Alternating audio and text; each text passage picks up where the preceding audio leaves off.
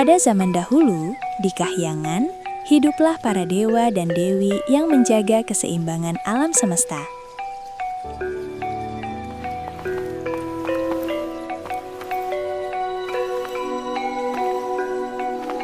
Namun, suatu ketika, sepasang dewa dan dewi melakukan kesalahan besar yang melanggar hukum para dewa. Sebagai hukuman, keduanya diusir dari Kahyangan dan diturunkan ke bumi dalam wujud hewan. Apakah ini benar-benar akhir bagi kita?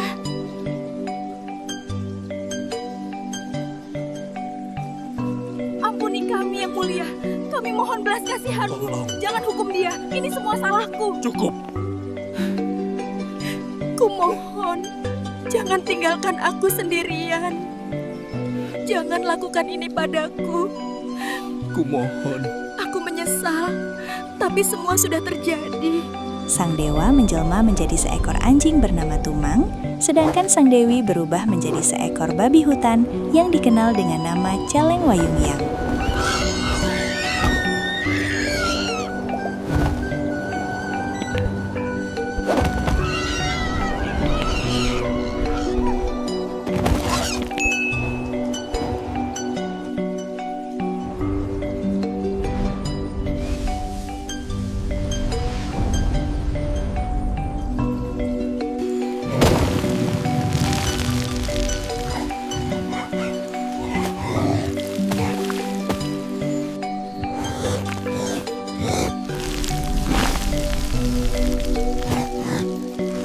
Pada suatu hari, seorang raja Sunda pergi berburu ke hutan.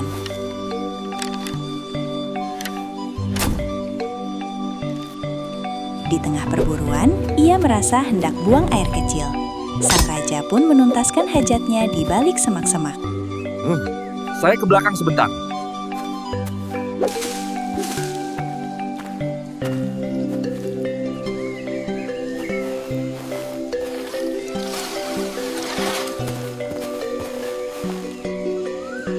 Tanpa disadari, air seninya tertampung di dalam sebuah batok kelapa kering yang tergeletak di tanah. Celeng Wayungyang yang kebetulan berada di sekitar tempat itu meminum air tersebut untuk menghilangkan dahaganya. Karena ia sejatinya adalah jelmaan Dewi Kahyangan, peristiwa itu membawa keajaiban. Dalam waktu singkat, Celeng Wayungyang mengandung dan kemudian melahirkan seorang bayi perempuan.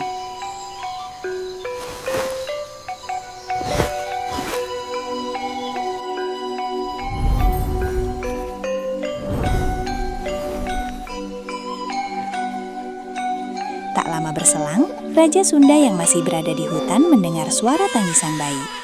Ia pun mencari sumber suara itu dan mendapati seorang bayi perempuan yang cantik terbaring di antara semak belukar.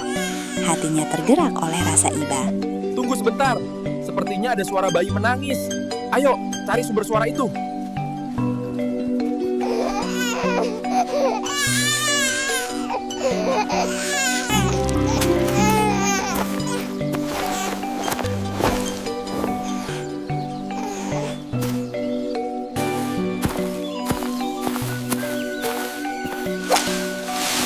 Bayi itu kemudian dibawa ke istana dan dibesarkan layaknya putri kandungnya sendiri, tanpa pernah ia sadari bahwa bayi tersebut adalah darah dagingnya. Selamat datang, Dayang Sumbi. Kaulah cahaya hatiku, putriku. Seiring berjalannya waktu, bayi itu tumbuh menjadi seorang gadis jelita bernama Dayang Sumbi.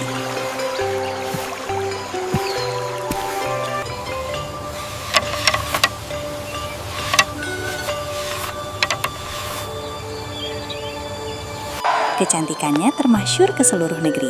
Banyak raja dan pangeran datang untuk melamarnya, bahkan hingga menimbulkan perselisihan dan peperangan antar kerajaan.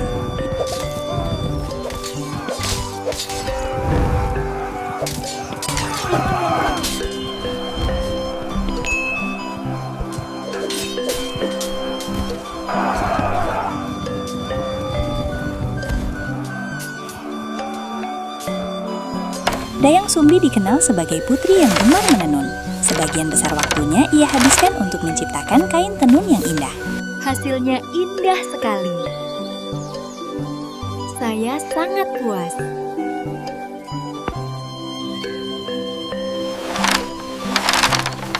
Suatu hari, ketika sedang menenun, gulungan benangnya terjatuh dan menggelinding keluar istana. Sebagai seorang bangsawan, Dayang Sumbi dilarang keluar istana sendirian dengan berjalan kaki.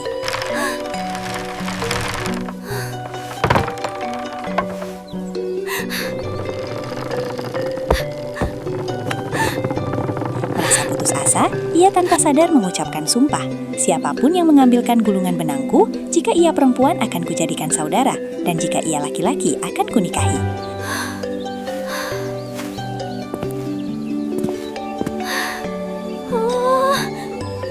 Siapapun yang mengambilkan gulungan benangku, jika ia perempuan akan kujadikan saudara, dan jika ia laki-laki akan kunikahi. Tak lama kemudian, seekor anjing datang membawa gulungan benang tersebut. Anjing itu adalah Tumang. Karena sumpah telah terucap, Ini tidak Dayang Sumbi mungkin. terpaksa menepati janjinya dan menikah dengan Tumang.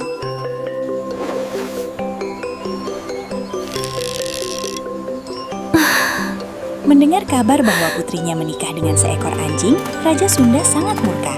Ia mengusir Dayang Sumbi dari istana. Diam. Kamu sudah membuat malu keluarga kita. Pergi dari sini sekarang juga. Hamba tidak bersalah, Ayahanda. Aku tidak sudi melihatmu lagi. Kau bukan anakku. Ayah, jangan lakukan ini padaku. Keluar dari istana ini sekarang juga.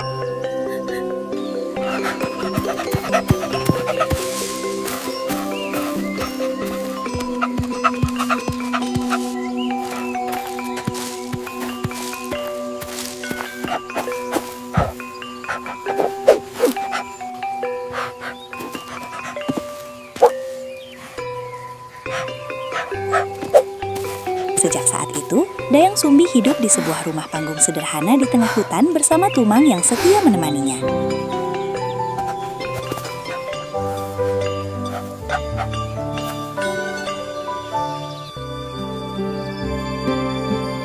Lama-kelamaan, Dayang Sumbi menyadari bahwa Tumang bukanlah anjing biasa. Setiap malam bulan purnama, Tumang berubah kembali ke wujud aslinya sebagai seorang dewa yang tampan. Sesuai dengan takdir mereka, Dayang Sumbi dan Tumang hidup sebagai pasangan suami istri dan dikaruniai seorang anak laki-laki bernama Sangkuriang. Sudah kuduga, Tumang. Kau bukanlah anjing biasa.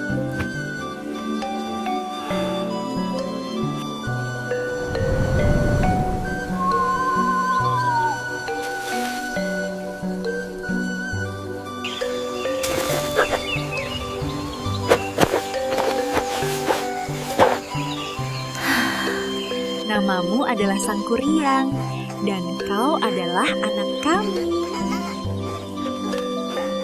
Sangkuriang tumbuh menjadi anak yang kuat, lincah, dan gemar berburu. Namun Dayang Sumbi merahasiakan kenyataan bahwa Tumang adalah ayah kandungnya. Suatu hari, Dayang Sumbi meminta Sangkuriang untuk berburu dan membawakan hati rusa. Sangkuriang pun pergi ke hutan bersama Tumang.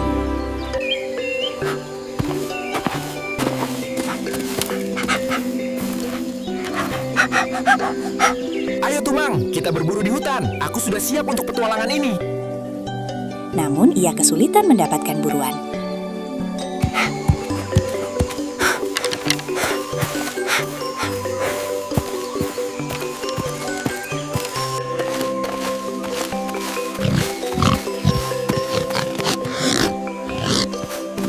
Tiba-tiba, seekor babi hutan melintas di hadapannya. Tanpa ragu, Sangkuriang mengejarnya. Tumang berusaha menghentikan Sangkuriang karena ia mengetahui bahwa babi hutan tersebut adalah Celeng Wayumyan, nenek dia di Sangkuriang sana. sendiri. Jangan sampai lolos.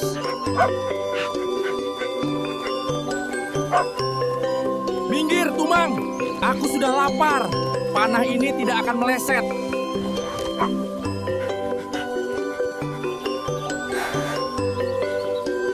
Kesal karena merasa dihalangi, Pergi Sangkuriang kau, memanah Tumang hingga Jangan tewas. ganggu aku terus.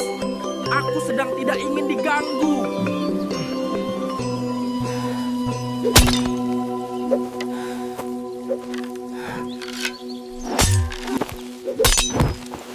Agar tidak pulang dengan tangan kosong, Sangkuriang mengambil hati Tumang dan membawanya pulang. Dayang Sumbi menerima hati tersebut dengan gembira dan segera memasaknya, tanpa mengetahui kejadian sebenarnya. Wah, akhirnya. Akan segera aku masak hati rusa ini. Setelah makan, Dayang Sumbi meminta Sang Kuryang memanggil Tumang.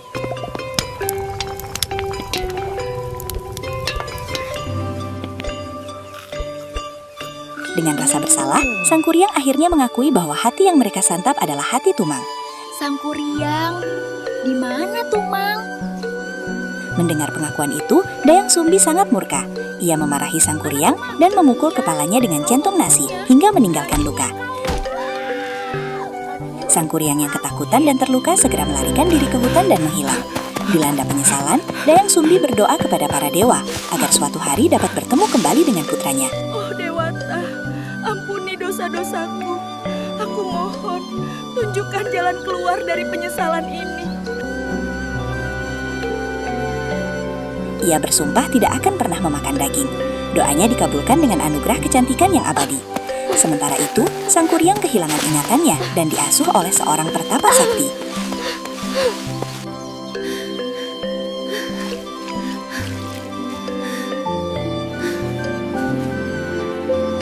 Jangan takut anakku. Mari, biar ku bantu kau memahami apa yang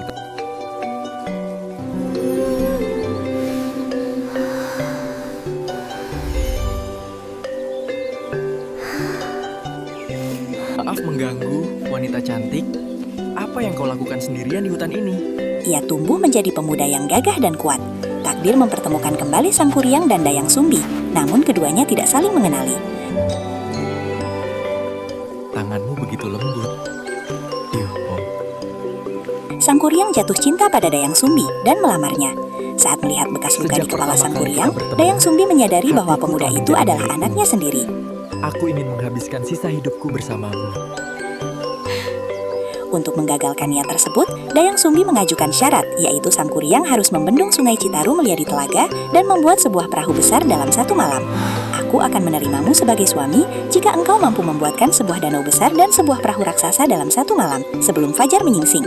Aku akan menerimamu sebagai suami jika engkau mampu membuatkan sebuah danau besar dan sebuah perahu raksasa dalam satu malam sebelum fajar menyingsing. Sang Kuryang yang penuh keyakinan dan kesombongan menyanggupi Baiklah. syarat itu. Aku akan menyanggupi permintaanmu itu. Dengan kesaktiannya, ia memanggil makhluk-makhluk halus untuk membantunya.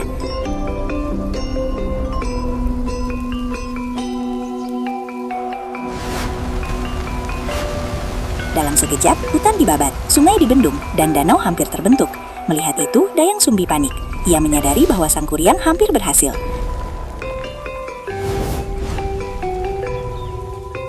Maka, ia berdoa kepada para dewa dan mengibaskan kain putihnya ke langit. Ayam-ayam berkokok dan cahaya merah menyerupai fajar muncul di timur. Wahai Dewata, dengarkanlah aku.